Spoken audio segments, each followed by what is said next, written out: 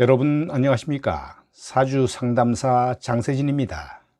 사주를 구성하고 있는 모든 글자는 목화토금수라는 오행의 속성을 가지며 개별 오행은 우리의 사주 환경에서 자기만의 특성과 행동을 나타내죠.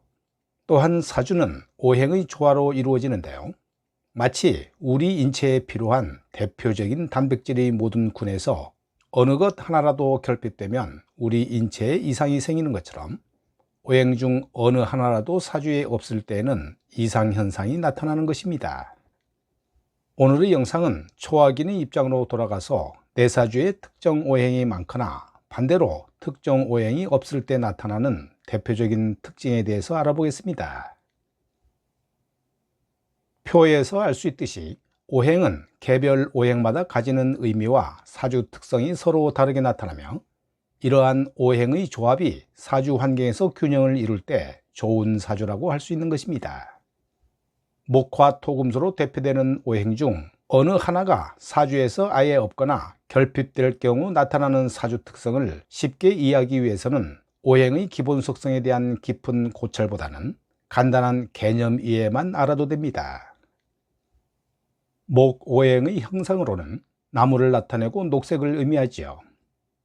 나무가 힘차게 위로 올라가는 모습과 새싹이 동토를 뚫고 세상으로 모습을 보이는 것과 같이 목 오행의 기본 속성은 시작, 호기심, 성장, 그리고 전진하는 것 등입니다. 사주에서 목이 많다는 것은 마치 무성한 숲이 연상될 텐데요. 동쪽 봄의 기운이 강한 목은 항상 수직으로 향하는 기운이 넘칩니다. 가뜩이나 생동감이 넘치는데 사주에 목이 너무 많으면 항상 목이 마르고 만족을 하지 못하는데요. 목은 살아있는 생명과도 같아 움직이고 활발한 기운이 남다릅니다.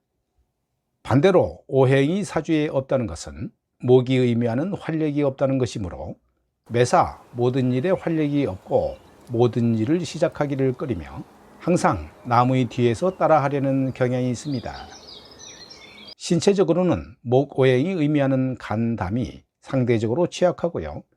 의협심이 강하며 말보다 주먹이 앞서는 폭력성이 있는데요. 목이 의미하는 순수성이 결여되어 인간관계에서 속물로 취급받을 수 있습니다. 화 오행의 형상은 불이나 열, 태양을 나타내죠. 타오르는 불이 모든 것을 태우고 정화시키듯이 만물을 정화시키는 역할을 하며 태양처럼 세상을 밝게 빛내주고 불꽃처럼 열정적인 속성을 나타냅니다. 화가 많은 경우를 살펴봅니다. 여름의 기운은 덥고 상승하는 기운이 높다는 것을 의미합니다. 목이 어딘가에 뿌리를 내리면서 확장하는 기운이 넘치는 것이라면 화는 무형의 발사라는 기질이 강하다고 봅니다. 화끈하다, 열정적이다 등의 추상적인 표현을 많이 하게 되는데요. 그래서인지 연예인 중에서도 화가 발달한 사주가 많은 편입니다. 화는 열정적이면서 에너지가 넘치기에 일도 잘 벌이고 실행력도 좋은 편입니다. 하지만 너무 화가 많다면 그냥 화만 내고 끝날 수 있는데요. 그만큼 열정이 금방 식고 끝이 안 좋을 수 있습니다. 반대로 사주에 화가 없다는 것은 화가 나타내는 예가 없다는 것이므로 윗사람에게 예의 없게 행동하고 또 빛이나 열이 없다는 것이므로 매사 음성적이고 소극적이고 남에게 숨기려는 성향이 강하며 남들과 잘 어울리지 못하고 모든 것을 혼자 해결하려 하며 혼자만의 시간을 가지려 하고 우울증에 빠지기도 합니다. 건강 면에서는 화가 의미하는 시력이나 심장 소장에 문제가 발생할 수 있습니다. 토 오행의 형상은 땅이나 흙, 대지를 나타내는데요. 비가 내리면 광활한 대지로 물기가 스며들듯이 토 오행은 만물을 포용하는 중용을 속성으로 하지요. 토 오행은 특정의 것을 편애하지 않고 계절과 계절을 연결해주며 대인관계에서 중재자로서의 속성을 가지고 있습니다. 토가 많은 사주를 살펴보면 보통은 사주에 토가 많은 것보다는 없는 게 더 문제라서 토가 많다고 크게 걱정할 필요는 없겠지만 사주가 토로만 구성되어 있다면 일단 일복이나 노고가 많다는 것을 감안해야 합니다.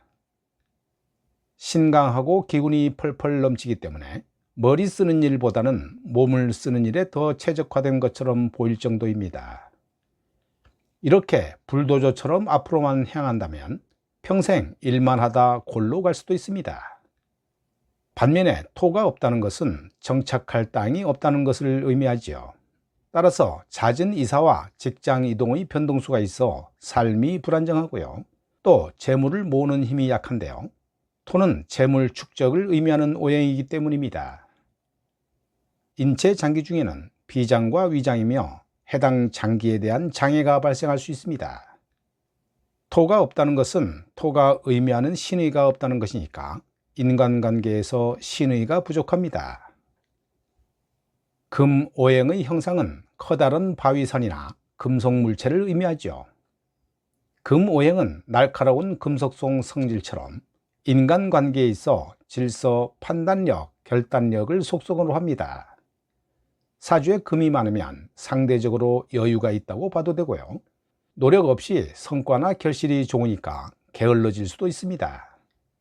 물론 사주에 금이 많으면 남들보다 미래지향적이고 안목이 발달해서 상당히 세련된 인상을 줄 수 있지만 앙칼지고 날카롭고 까탈스럽다는 평은 뒤따를 수 있습니다. 사주에 금이 없다는 것은 결정장애가 있다는 것인데요.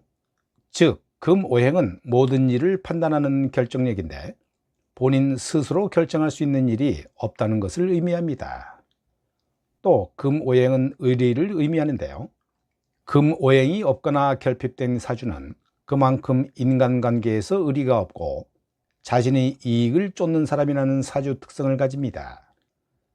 금 오행이 나타내는 인체 장기는 폐, 대장, 호흡기인데요. 금 오행이 없는 사람은 해당 장기가 취약할 수 있습니다. 수 오행의 형상은 끊임없이 흐르는 물이나 강, 바다를 의미하죠. 수 오행은 물처럼 끊임없이 이동하고 세상을 두루 여행을 하며 많은 세상의 지혜를 가지고 있는 오행입니다. 섣불리 행동하지 않고 나이 많은 노인처럼 침착하고 지혜로우나 몸보다 생각의 움직임을 중시하는 속성이 있습니다. 사주에 물이 많으면 인기가 많은데요. 배우지 않아도 기본적으로 두뇌 회전이 빠르고 환경 적응력도 뛰어난 편입니다. 뭘 해도 잘하지만 인간 사회에서 인간을 상대로 하는 일에 최적화되어 있어 본인이 매력이 있다면 문화예술계에서 자신의 매력을 발휘하는 게 적절해 보입니다. 하지만 수가 많은 사람은 똑똑한 반면 세상사가 만만해 보이기도 하고요. 그래서 수가 많은 사주는 망신살을 당하거나 불명예스러운 일을 많이 당해 자멸하는 경우가 많습니다. 수 오행이 부족하다는 것은 지혜와 학문, 지식이 부족한 것으로 나타나는데요. 융통성이 없으며 수가 의미하는 휴식이나 밤이 없으므로 휴식 없이 일만 하는 일벌레의 특성을 가집니다. 여명에서 수 오행이 부족하면 출산하기 힘들거나 출산 시 산고를 겪게 되는 경우가 많습니다. 건강 면에서는 신장이나 방광 등 비뇨 생식기 계통의 장기에 문제가 발생할 수 있습니다. 오늘 영상은 여기까지고요. 다음 영상에서 뵙겠습니다. 여러분 감사합니다.